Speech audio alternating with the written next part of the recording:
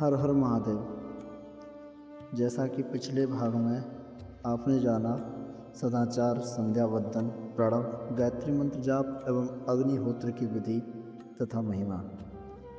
इस अध्याय 14वें अध्याय में आप जानेंगे अग्नि यज्ञ, देव यज्ञ और ब्रह्म यज्ञ का वर्णन। तो ऋषियों ने कहा, प्रभु, अग्नि यज्ञ, देव यज्ञ तथा ब्रह्म यज्ञ का वर्णन करके हमें कृतार्थ करें। सूत जी बोले, महर्षियों, गृहस्थ पुरुषों के लिए प्रातः और सायंकाल अग्नि में 2 चावल और द्रव्य की आहुति ही अग्नि यज्ञ है। ब्रह्मचारियों के लिए संविदा का दान देना ही अग्नि यज्ञ है तथा अग्नि में सामग्री की आहुति देना उसके लिए अग्नि यज्ञ है।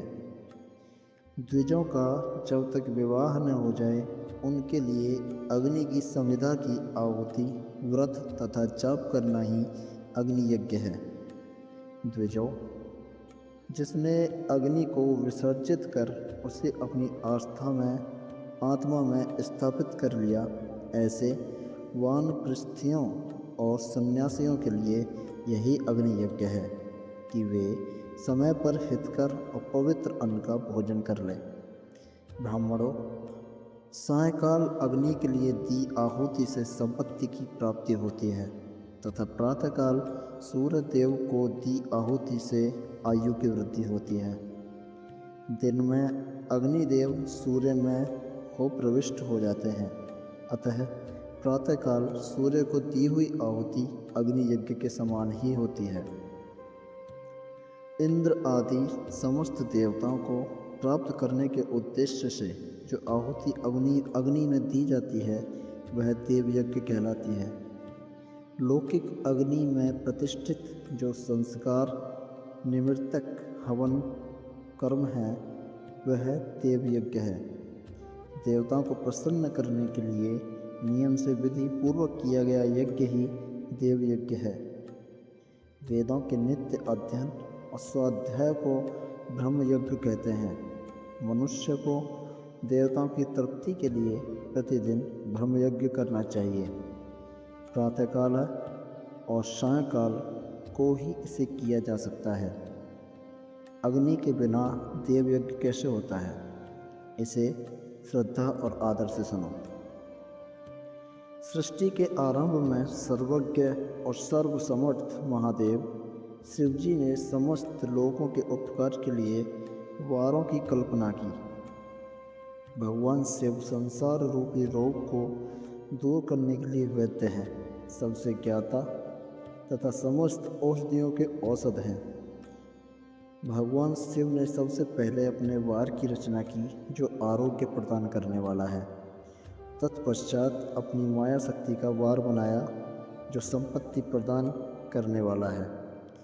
जन्म काल में दुर्गतिग्रस्त बालक की रक्षा के लिए कुमार के वार की कल्पना की और आलस्य और पाप की निवृत्ति तथा समस्त लोगों के हित करने की इच्छा से लोक रक्षक भगवान विष्णु का वार बनाया।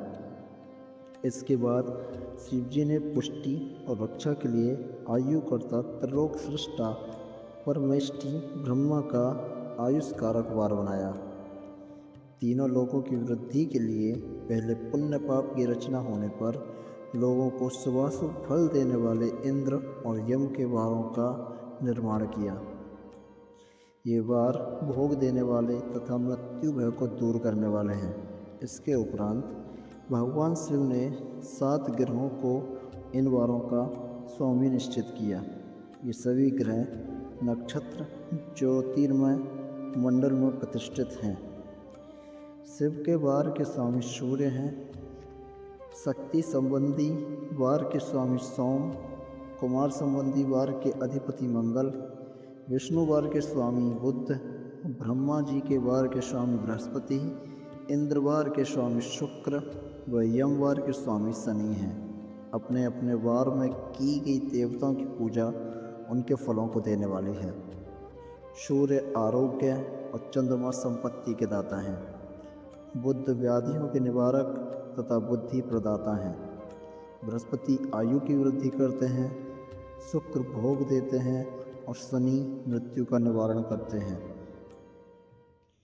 इन 7 वारों के फल उनके देवताओं के पूजन से प्राप्त होते हैं। अन्य देवताओं की पूजा का फल भी भगवान शिव ही देते हैं। देवताओं की प्रसन्नता के लिए पूजा की 5 पद्धतियाँ हैं।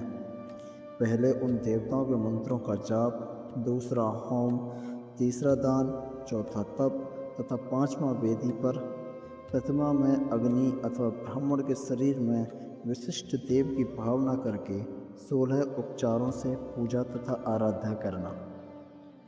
दोनों नेत्रों तथा मस्तक के रोग में और कुष्ठ रोग की शांति के लिए भगवान सूर्य की पूजा करके ब्राह्मणों को भोजन कराएं। इससे यदि प्रबल प्रारब्ध का निर्माण हो जाए तो जरा एवं रोगों का नाश हो जाता है। इष्ट देव के नाम मंत्रों का जाप वार के अनुसार फल देते हैं। रविवार को सूर्य देव एवं अन्य देवताओं के लिए तथा अन्य ब्राह्मणों के लिए विशिष्ट वस्तु अर्पित करें।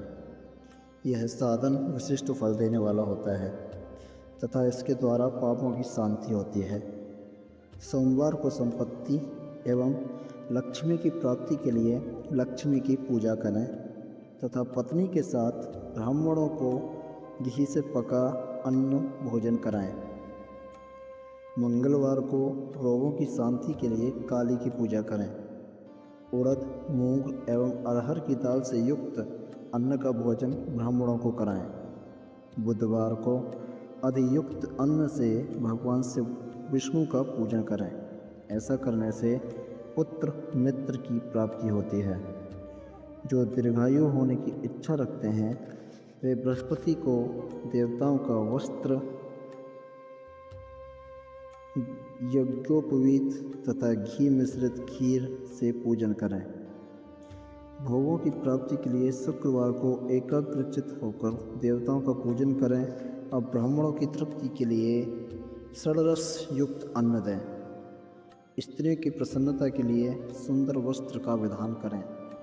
शनिवार अपमृत्यु का निवारण करने वाला है। इस दिन रुद्र की पूजा करें।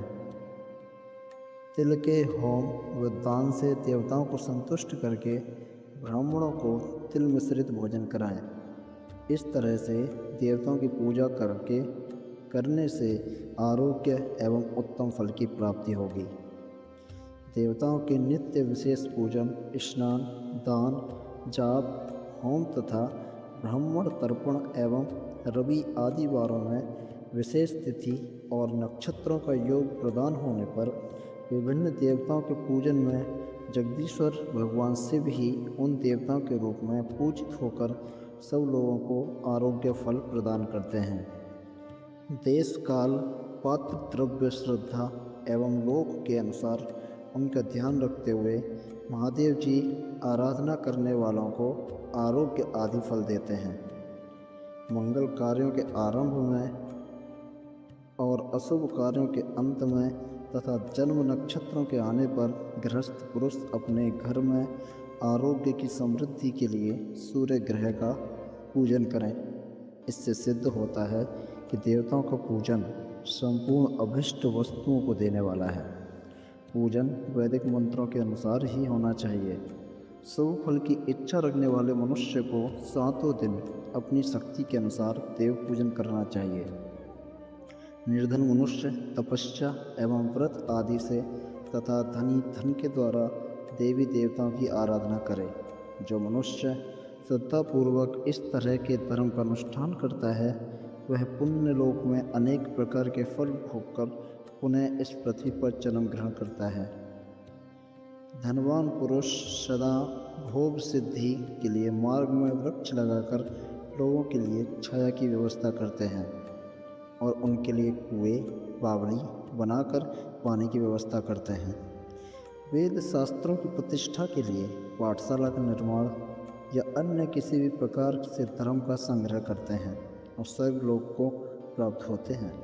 समय अनुसार पुण्य कर्मों के परिपाक से अंतःकरण शुद्ध होने पर ज्ञान की सिद्धि होती है। तो जो इस अध्याय को जो सुनता है पढ़ता तथा सुनने की व्यवस्था करता है उसे देव यज्ञ का फल प्राप्त होता है। हर हर महादेव। अगले भाग में आप जानेंगे देश, काल, पात्र और दान का विचार। तब तक के लिए हर हर महादेव।